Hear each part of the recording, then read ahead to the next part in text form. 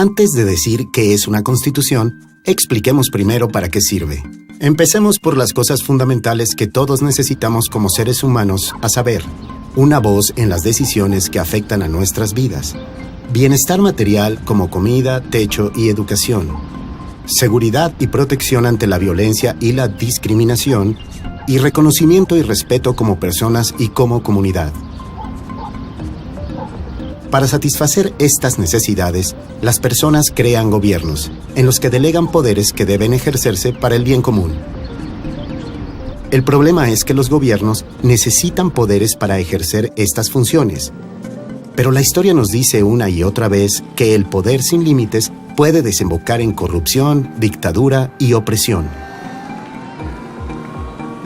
Unas elecciones libres, justas y periódicas ayudan a garantizar un buen gobierno, permitiendo que las personas elijan a quienes quieran para gobernar y que puedan rechazar en votación a los que no lo hagan bien. Pero también necesitamos algunas normas básicas para controlar el uso del poder y que los que sean elegidos tengan que respetar los derechos y los intereses de la gente, en vez de usar el poder para su propio provecho. Igual que un partido de fútbol necesita reglas y un árbitro, una democracia necesita tener normas que todos deben respetar. Estas normas se establecen en la Constitución. La Constitución es una ley, pero no una ley cualquiera. La Constitución es una ley suprema que establece, organiza y faculta al gobierno, y determina cómo se hacen y se aplican las demás leyes. Y es más difícil de cambiar que otras leyes, para que los que estén en el poder no puedan cambiar las normas según les parezca. En el fútbol no sería justo que el equipo ganador cambiara las normas a su gusto. Y una democracia no es justa si las personas que ejercen el poder pueden cambiar la Constitución a su antojo. La Constitución le pone freno a la fuerza y al poder del Estado y asegura que el pueblo sea el que lleve las riendas. Por eso, cuando las personas intentan establecer una sociedad más justa, una de las primeras cosas que hacen es redactar una nueva constitución.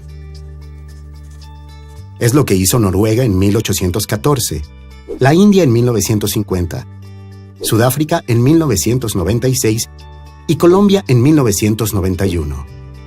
De hecho, casi todos los países del mundo utilizan una constitución para definir las normas de uso del poder. Por otra parte, cuando un gobierno democrático es depuesto de forma ilegal, una de las primeras cosas que hacen los golpistas es intentar destruir la Constitución, para no tener límites inconvenientes a su capacidad de gobernar por la fuerza. Así pues, la Constitución organiza y limita al mismo tiempo el poder. ¿Pero cómo lo hace? Pues de varias maneras. Una forma es dividiendo el poder entre distintas instituciones, por ejemplo, compartiendo funciones entre un presidente y un primer ministro, o entre dos cámaras legislativas, o entre distintos niveles de gobierno, el nivel nacional, los niveles regional, estatal o provincial y el nivel local. La Constitución define los poderes de estas instituciones y regula las relaciones entre ellas. También garantiza la rotación del poder. Un año podemos votar por un candidato o partido, pero después de un tiempo se acaba su mandato y tenemos la posibilidad de elegir a otro distinto. De este modo, ninguna persona, partido o institución puede acumular demasiado poder ni estar en el poder demasiado tiempo. Es importante mantener una estricta separación entre las instituciones políticas por un lado, como el Parlamento y el gobierno, elegidos en votación, y por otro lado las instituciones permanentes y no partidarias del Estado, como pueden ser los tribunales, el ejército, la policía y el funcionariado. Las constituciones también limitan el poder, diciendo qué es lo que pueden y no pueden hacer los gobiernos. Por ejemplo, los derechos constitucionales pueden establecer que una persona no puede ser torturada ni encarcelada sin un motivo legítimo, y que la libertad de expresión es inviolable. Otras disposiciones pueden ordenar al gobierno proveer las necesidades básicas, como educación, salud, servicios sanitarios o vivienda. Las constituciones no solo protegen a la mayoría. Puede haber disposiciones especiales para minorías y grupos marginalizados, en relación a su seguridad y participación en el gobierno y a la protección de su identidad y cultura. La mayoría de las constituciones también fomentan un sentimiento de pertenencia nacional, promueven la unidad nacional y expresan y declaran la identidad de la nación y su pueblo. La Constitución anuncia a los ciudadanos, al propio gobierno y al mundo exterior qué es la nación, cuáles son sus valores, de dónde procede y cuál es su visión de futuro. Una buena constitución solo es un paso en el camino hacia una sociedad pacífica, próspera y democrática, pero es un paso fundamental. Al establecer las reglas por las que se debe regir el gobierno, una buena constitución ayuda a que las aspiraciones democráticas del pueblo puedan ser y sigan siendo una realidad.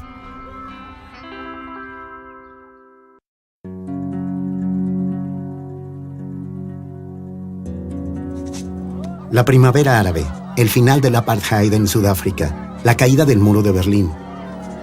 Cuando finaliza una guerra, cuando un país llega a un momento de crisis, cuando cae un dictador, es cuando una nueva constitución se vuelve más necesaria.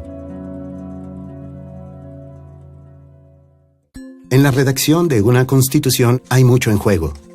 Hay que tomar decisiones difíciles y de largo alcance sobre la dirección del país, por lo que es importante diseñar con cuidado el proceso.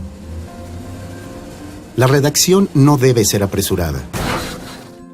El primer paso puede ser pararse a pensar de dónde venimos, a dónde vamos y cómo nos gustaría llegar hasta allí. Puede ser un proceso prolongado, a menudo de varios años. El camino puede ser largo y tortuoso, pero debemos evitar los atajos. El viaje implica llegar a acuerdos y crear confianza, por lo que es tan importante como el destino en sí mismo. Por eso es crucial planificar la ruta con antelación y asegurarnos de que todo el mundo esté a bordo. Pero ¿cómo diseñamos el proceso? ¿Quién redacta la Constitución y cómo lo hace? La mayoría de las constituciones dicen estar escritas por nosotros el pueblo. Pero aunque millones de personas la hayan aprobado con su voto, ¿cómo escribiría tanta gente con una sola pluma?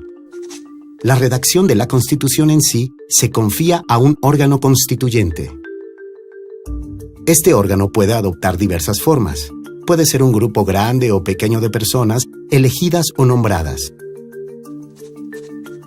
La Constitución de Benín la redactó una conferencia nacional con casi 500 miembros. La de Kenia, un comité de 9 expertos. La Constitución española la redactó un comité parlamentario de 7 miembros y Túnez eligió más de 200 personas para una asamblea constituyente. Ese órgano hace el difícil trabajo de negociar y redactar la Constitución. Probablemente habrá desacuerdos y arduos debates. Lo más difícil no es poner las palabras sobre el papel, sino alcanzar un consenso entre los distintos grupos para elaborar una Constitución que de verdad exprese las necesidades y aspiraciones del pueblo. Cualquiera que sea el órgano constituyente que se escoja, este debe incluir grupos de la oposición así como el gobierno, mujeres además de hombres, pobres y también ricos, jóvenes y viejos, y minorías étnicas, religiosas o lingüísticas, además de la mayoría cultural. Si no están presentes todas estas voces en el órgano que redacte la Constitución, este deberá consultarlas y tenerlas en cuenta. Nosotros el pueblo quiere decir todos nosotros. El órgano redactor debe involucrar en el debate nacional a todo el pueblo. En Kenia se dieron a conocer los borradores en los periódicos y en Internet. En Sudáfrica hubo más de 1000 consultas públicas en todo el país. En Túnez se hicieron debates por televisión y se discutieron los temas en las redes sociales. El órgano redactor necesitará asistencia técnica y financiera del gobierno y de la sociedad civil, y a veces también de la comunidad internacional. Pero siempre debe mantenerse independiente de todo interés ilícito o contrario a la democracia. Una vez terminado el borrador final, se aprobará la nueva Constitución en el nombre del pueblo, lo que suele hacerse a través de un referéndum o por el voto de una mayoría de representantes electos, Este es el gran momento simbólico en que la Constitución pasa a ser nuestra. Pero aún no hemos llegado al final del camino. El proceso continúa después de aprobar el texto de la Constitución. Porque para ser algo más que palabras sobre el papel, la nueva Constitución ha de aplicarse. Se deben crear las instituciones pertinentes, celebrarse elecciones, hacer nombramientos. Las leyes y políticas deben adaptarse a la Constitución para que supongan un cambio real en las vidas de las personas.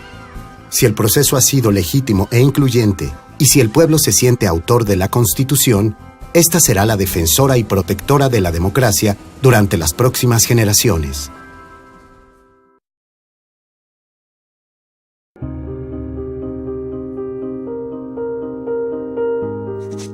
Se dice que una constitución puede cambiar las cosas. ¿Pero cómo? Una constitución no sirve para hacer una carretera o una escuela, traer agua potable ni curar a un enfermo. Pero la Constitución tiene un profundo efecto sobre el funcionamiento del país y en consecuencia sobre la calidad de vida de sus ciudadanos. El Estado necesita un motor potente para hacer las cosas que necesitamos que haga, pero su poder debe estar bajo control. Una buena Constitución mantiene el poder del Estado bajo control público, pone al pueblo al volante, garantizando que el gobierno represente y sea responsable ante todos los ciudadanos. Para comprender la diferencia que supone una buena Constitución, echemos un vistazo al país imaginario de Ruritania como era hace 10 años. Ruritania tenía muchos problemas, una tasa de desempleo por las nubes, pocas oportunidades, jóvenes frustrados, ancianos desesperados. Todo era un caos. Había basura en las calles, frecuentes cortes de electricidad, las carreteras estaban llenas de baches, los colegios masificados y los enfermos no tenían los cuidados que necesitaban. No se trataba a las personas con respeto. Las minorías estaban aún peor si no hablaban la lengua o practicaban la religión de la mayoría. Los tribunales y la administración eran corruptos.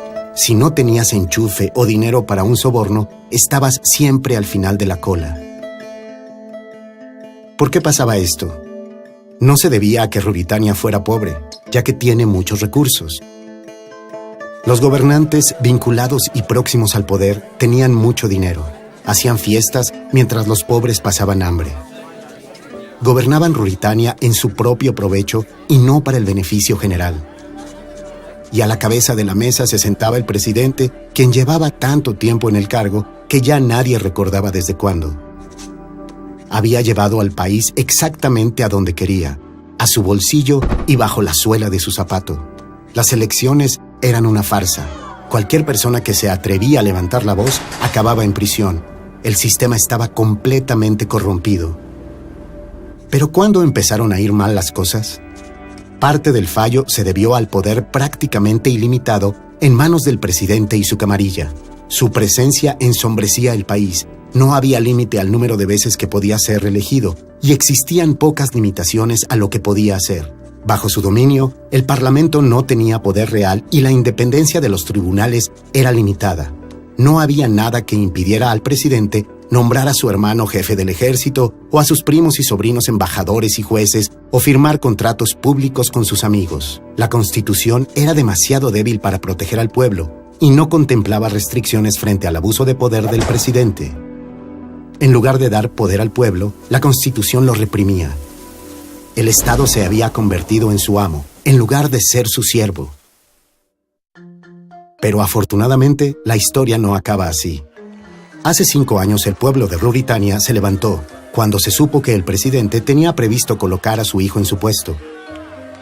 Se dieron cuenta de que sus esperanzas de dignidad, justicia, igualdad y derechos no se harían realidad con solo sustituir a un dictador por otro. Necesitaban cambiar las normas, así que redactaron una nueva constitución, sobre cuyos cimientos se construiría una Ruritania democrática. Pese a sus diferencias, muchos y diversos grupos de la sociedad llegaron a un acuerdo e identificaron 5 objetivos comunes para el cambio constitucional. Lo más importante era reducir el excesivo poder del presidente. Limitaron sus poderes ante el Parlamento y los tribunales, y su capacidad para realizar nombramientos. Pusieron límite al número de mandatos. En el futuro, un presidente solo podría servir durante 2 mandatos y después tendría que ser sustituido. Otra necesidad urgente era dar poder al pueblo para participar en el proceso político. La Constitución permitió la formación libre de partidos políticos con opciones reales en las futuras elecciones. Creó también una comisión electoral independiente para garantizar que esas elecciones fueran libres y justas. En tercer lugar, se estableció la independencia de la judicatura y se fortaleció el Estado de Derecho para defender los derechos humanos. Así el pueblo podía expresar sus opiniones sin miedo y acabar con las injusticias del pasado. La cuarta necesidad era dar a todos los ciudadanos un asiento en la mesa.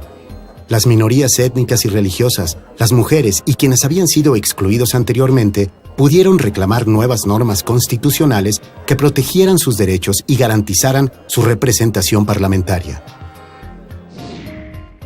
Por último, en vista de que las zonas rurales y las provincias habían sido ignoradas, la nueva Constitución descentralizó el poder, otorgando a las comunidades locales más participación en sus propios asuntos.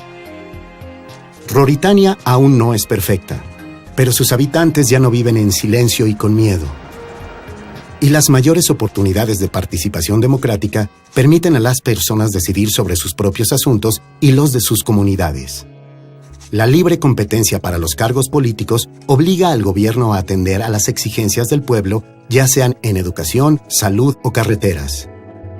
Si los que están en el poder no cumplen, serán depuestos en las próximas elecciones. Gracias a la nueva Constitución, el pueblo tiene ahora las herramientas que necesita para forjarse un futuro mejor.